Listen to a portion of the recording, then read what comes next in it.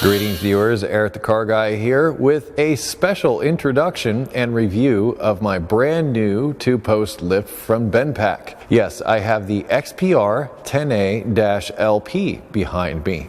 And the 10A stands for 10,000 pound rating, and the LP stands for low profile, which means the arms get really low to the ground to get under lower vehicles. Without further ado, let's go over and have a closer look at my new awesome two-post lift from Bendpak. The lift was installed a week ago today, and today is February 25th. It was actually born on February 11th, 2015, so it was only a few days before that it was actually made, which is kind of interesting. But it showed up on the back of the truck, and the installers, they had professional installers come in and install it. But let's take a closer look at some of the things about this lift that are kind of cool. Here are those low profile arms that I was talking about, and as you can see, they get pretty darn low to the ground. Now, to raise up vehicles that might have running boards or just anything else that might be in the way, the lift comes with these extenders. So it's got these extensions here, which install like so. Just remove the pad, put that in the slot, put that in there, and you're up that much higher. Now, the shorter extensions perform a similar function.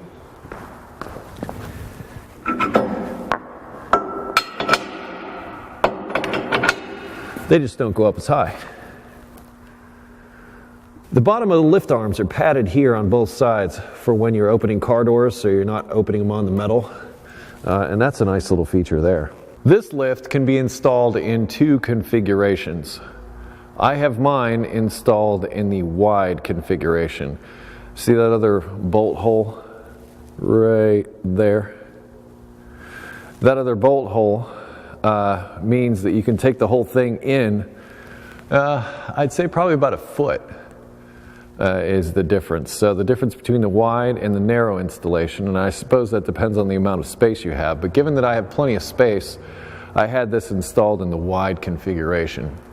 Also, you'll note this bar right here that's sort of hanging down. That bar is there for when you have, like, say, a ladder truck or something large on here, and that will trip an electronic switch that turns the lift off whenever that bar gets pushed up, which is nice because it's sort of a self-preservation feature of the lift. The lift runs on 220 electricity, which I had a professional electrician come in and install, which ran this wire down over and across. He also wired in that switch up in there and brought it all down into this junction box. Now, you may be wondering why he did this. Well, the reason is because inside this box, you can see there's a 30 amp cable coming in, and this is the cable going to the switch. The reason why he did it this way, there's no room inside this box. There's a couple of very large capacitors inside here. There's the other side of this switch, and then there's some other things over on this side of the inside of the box. So there really was no room to make the necessarily electrical connections in there. So what he did to solve that issue is he just put this little junction box on the outside, and it seems to work beautifully. I don't mind. It doesn't seem too obtrusive to me. I haven't bumped into it or anything up to this point. This is the lock release. It connects via cable to the other side, all the way up over the top of this little gantry thing here, over to this side, and there's locks that as the lift goes up, these locks will click. So when I lift this in a little bit, you'll hear these locks clicking as the lift arms go up. And that's a safety feature. In case of a hydraulic failure, the arms can come down and rest on these locks. Now, the operation of the lift is fairly simplistic. Really, you have these hydraulic rams inside both of these that are connected to the lift arms. Hydraulic pressure is directed into these rams right down under here, and it causes the lift arms to raise. As the fluid builds up in the bottom of the hydraulic ram, the whole thing goes up. The cables are there to help stabilize things from one side to the other and make sure that everything goes up properly. The they get tensioned. This is actually the one on the other side, but you can remove this block and set the tension down underneath. This cable back in here is for that lock mechanism. It's attached from one side to the other through the top there, like I showed you earlier. And as you can see, this side over here, when you push the lever down, it actually releases the locks on both sides. This over here is the hydraulic reservoir that holds all the hydraulic fluid for both sides. Then the pressure goes out here into the inside of this lift arm where it branches off and goes to both sides. So right about where you see that connection is where the major hose comes in, and it goes down to this side and then up over to the other side as well. Let's lift my element up. Now this is an asymmetrical two-post lift. So you'll notice the offset on these pillars, and you might be asking, hey, why did they do that? Well, it makes it so that you can open the doors better. It makes it so you have better access to the inside of the vehicle. And honestly, I've worked on a lot of lifts, and this one configured in this wide configuration has been the easiest lift to get in and out of vehicles I've had thus far. And I've been doing this for 20 years now. For the element, I have this running board here. Therefore, I will be using these lower extensions here to get up under. And one of the things I probably should have mentioned is when you pull in, I usually try to make the mirrors about even with the pillars of the vehicle that you're trying to lift. I mean, it really just depends. Larger vehicles are going to get treated a little bit differently, but for the most part, I try to make the mirrors line up with the posts themselves when I bring it in. One of the things that they warn you about right here on this sticker is for rather large vehicles, being biased towards one side or the other can be a problem. And there were two things the installer told me. One was never use the arms just to lift the back of something, like bringing it in. This will damage the lift. And the other thing he said was on the inside of these pillars here, this lift arm rides on the inside of this, and there are plastic blocks. And he said one thing to do is come in here, and I still have yet to do this, is come in here and grease the inside of this area here so that these pads ride up against something smooth. Do that and it'll last just about forever. When placing the lift, you're pretty much going to put it on the jack points. Luckily these move nice and easy, but yeah, you want to just place the lift underneath the places where you would normally put the jack to lift the thing up. And place this one here. And you want to watch out, running boards are kind of a pain with these things, or can be, but actually these are like the perfect size. Now they do also sell some threaded versions of these that slip down in here that you can spin, and you can raise and lower them simply by threading them in and out.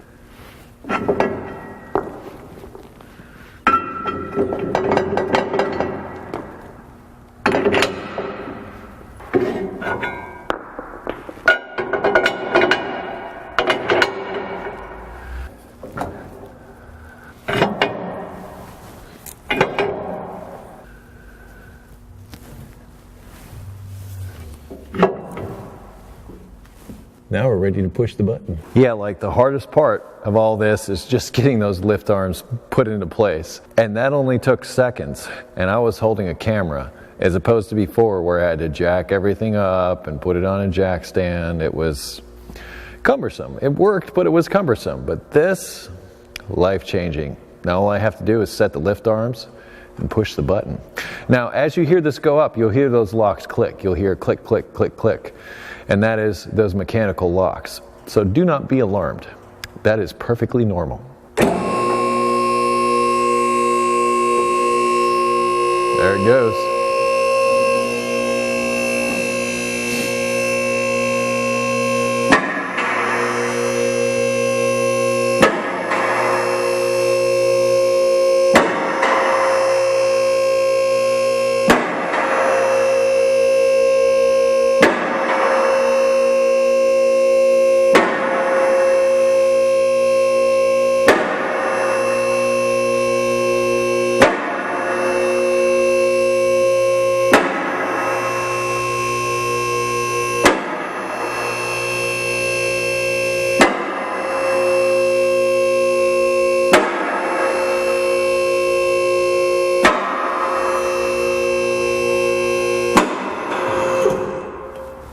Look what I can do now.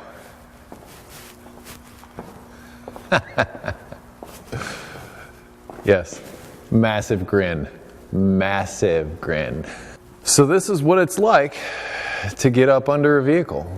As you can see, lift arms were placed, and there's just enough clearance in here to not disturb those, dare I call them, running boards.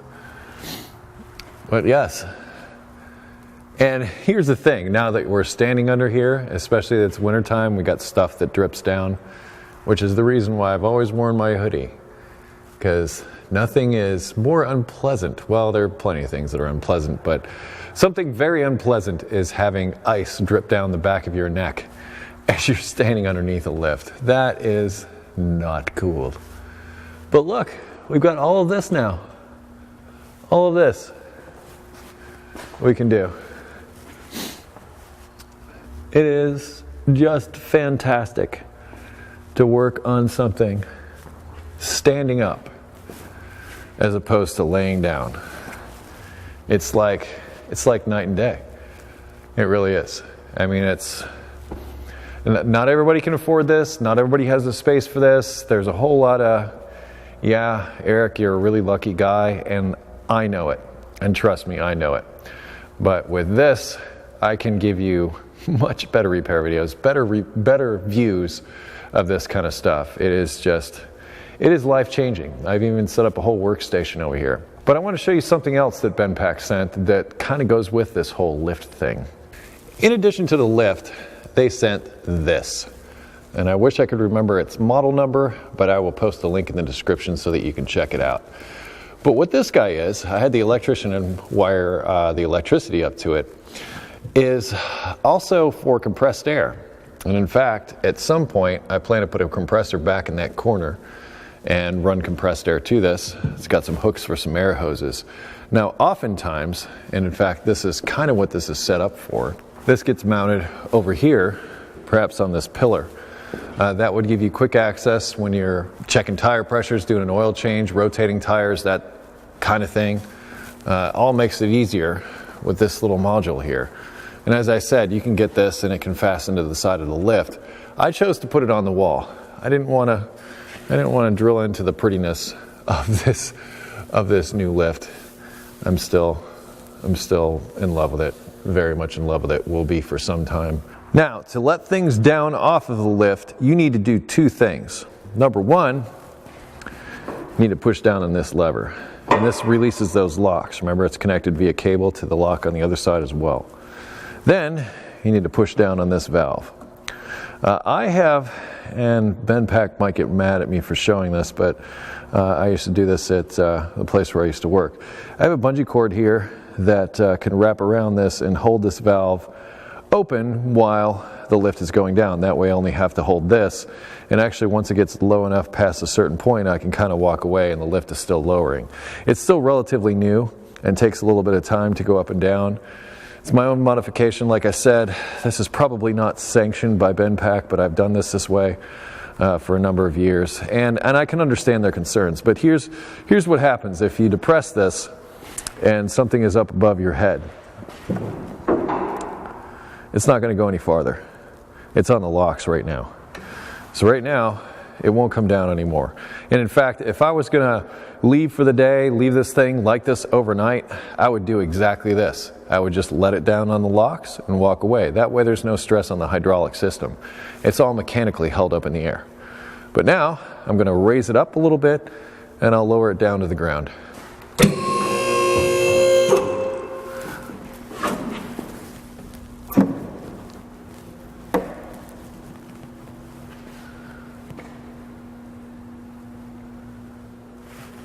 Terribly exciting, I know.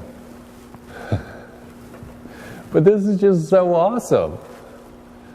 This is almost effortless. Almost. Not quite, but pretty darn close. Chock full of awesomeness, though. Chock full. This is the greatest thing ever to have in a repair shop. It really is. But now there's other things I got to get, like an oil drain, a transmission jack, and another straight jack that I can use to hold things up in the air when it's up on the lift. Now I know it's past the lock, so I can just release this, and like magic, it will lower to the ground.